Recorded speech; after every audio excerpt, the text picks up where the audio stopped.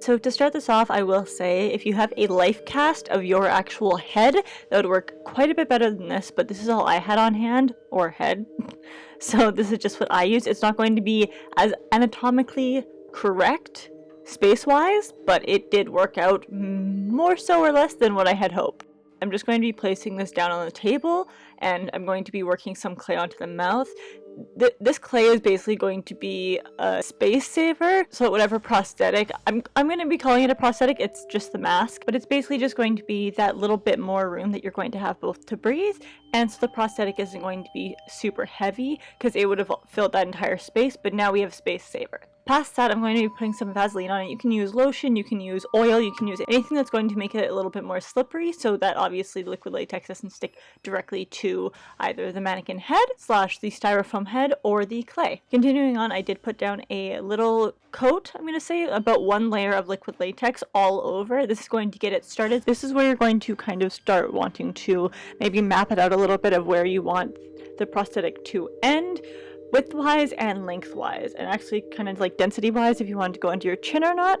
Anything past that, you can cut off later if you'd like, but I kind of just did a rough estimate. Then past that, I took a cotton round and I just unwound the cotton round. That's a really weird sentence. I think I probably used about like 8 or so of these on just the first layer alone, and then I started over again with the liquid latex. You do go through quite a bit of liquid latex for this.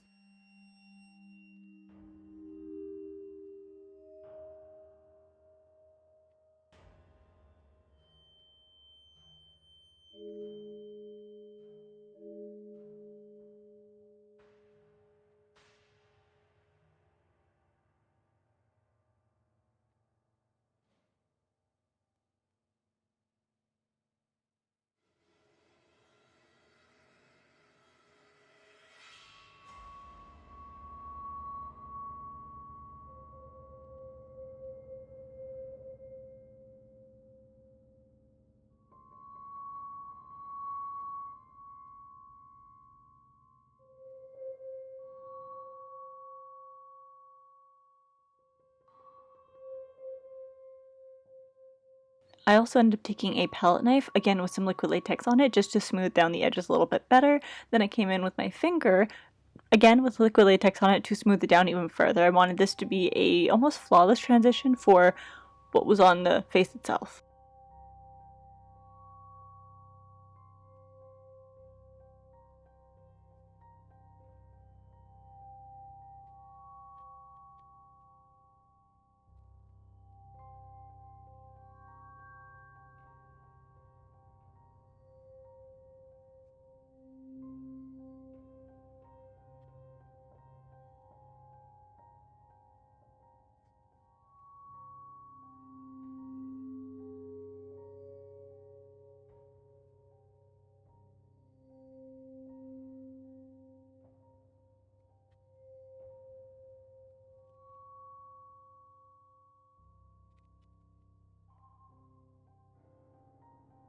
After giving it a couple minutes, I would say probably up to about 30 to dry down, I then came in with the back end of a brush, I believe? Yeah, the back end of the brush with a little bit of the Vaseline on it and just made kind of holes. I'm gonna say holes. Insert Stanley yell nuts here. And these indentations are going to start the outline of what the mask is going to be.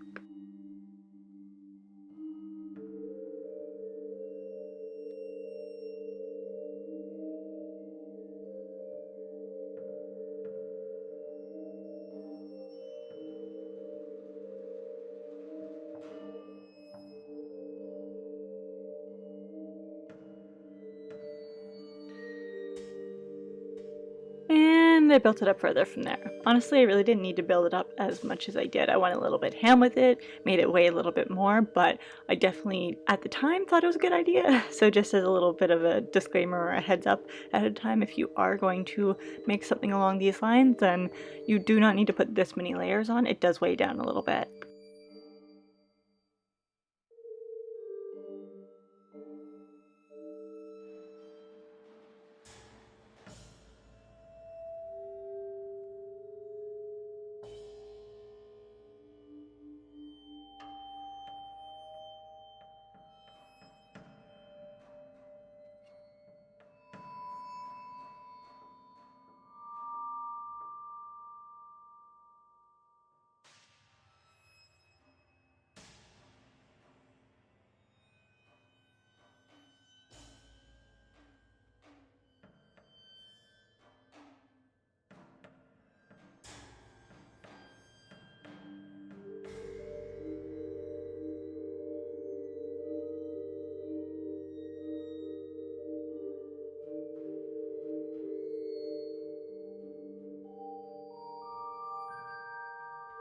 So far, so great.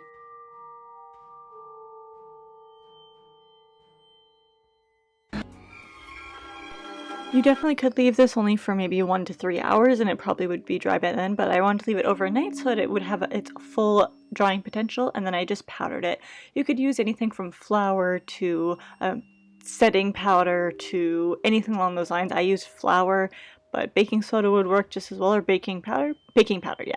And I just powdered the entire thing just to take away the stick so, again, it wouldn't stick to itself. And then I started peeling. This is some really weird peel porn, guys.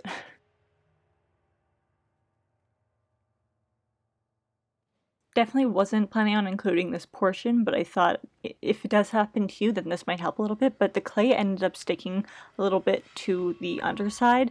Obviously the Vaseline helped for the most part, but it did stick a little bit, so I used that same tool, the kind of palette knife I believe, pushed down any pieces of clay that had stuck to it as much as I could do.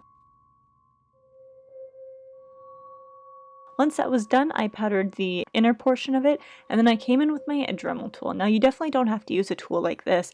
You could probably use something like a knitting, like a really large knitting needle or something like that to poke through these.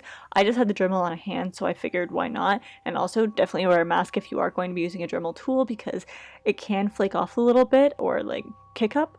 And when dealing with a tool like this, you do also run the risk of it potentially burning the surrounding areas because it's just moving so quickly, which did end up happening a little bit to the areas I was working with, especially because I was keeping it in one concentrated spot. So you do run the risk of having some smoke, which is another good reason to put a mask on. Then the painting job. Now this is obviously going to differentiate between whatever mask you're doing or even whatever mask I'm doing, because in the top left hand corner you might be able to see another mask. Shh. Maybe next video. I am taking alcohol activated paints. I figured these would be the best suited option because obviously anything alcohol activated, you're also going to need alcohol to take it off. So it doesn't transfer as easily and it bends pretty easily. Unlike maybe what acrylic would do, acrylic might flake off a little bit. So I opted for the alcohol activated paint. I did a distressing method, which you can definitely do under any circumstances with any lighter color, putting that down as your canvas color or as a starting color base, and then putting a darker color over top that's really watered down, or we're going to use watered down even though it's going to be alcohol activated in this case, but it's a very watered down paint, and then use a napkin or a disposable sponge or something to soak up the excess water and it'll make a distressed look.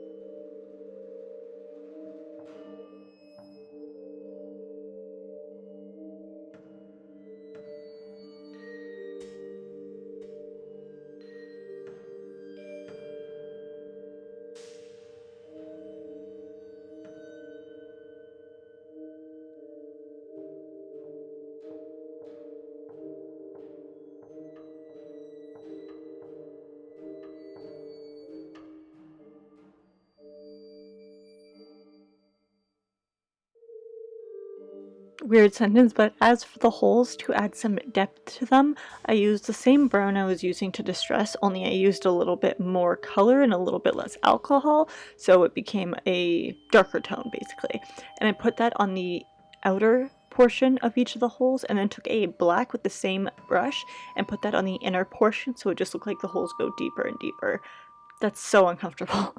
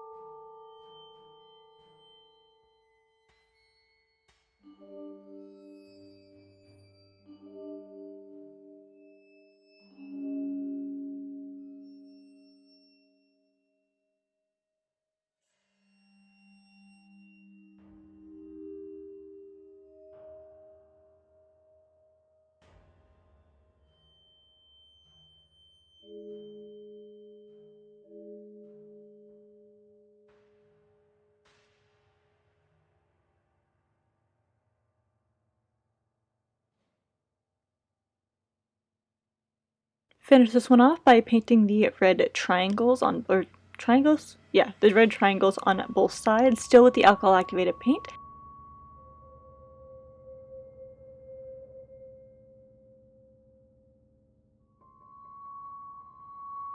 And then, past that, I'm going to be cutting them. I'm going to be putting this up to each of the masks that I'm going to be wearing. These are going to be reusable, so I'm going to be putting Velcro on the back so I can actually reuse them, and then wash the masks in between each wear to keep everything as sanitary as possible, but I'm going to be cutting it to size first. Now for the Velcro, which was a super simple step in theory, but alas, nothing is simple when it comes to me apparently.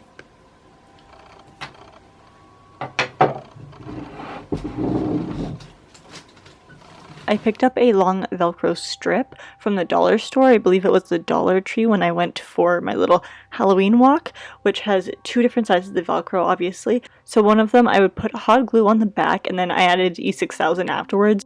The hot glue gives the aspect of having an instant adhesion, and then the E6000, once it dries, basically gives a like cement contact adhesion. You may be noticing there are quite a few pieces of Velcro. This is for two reasons. The first being so that it has a lot to stick onto, like a lot to Velcro itself too, so that it has a better, I'm going to use adhesion again even though it's not an adhesion, and the secondary reason is so that no matter where these Velcro pieces are on each of the masks, yes there are plural, get ready for that it will stick to any portion of it. So it's just a general layout, but you can definitely, if you have only one mask, you can definitely make it like specifically suited for that particular one. For the other portion of the Velcro, which is the softer side, I actually sewed onto the reusable mask. You probably could get away with using a fabric glue. I trust embroidery thread or string a lot more than I would trust any type of glue.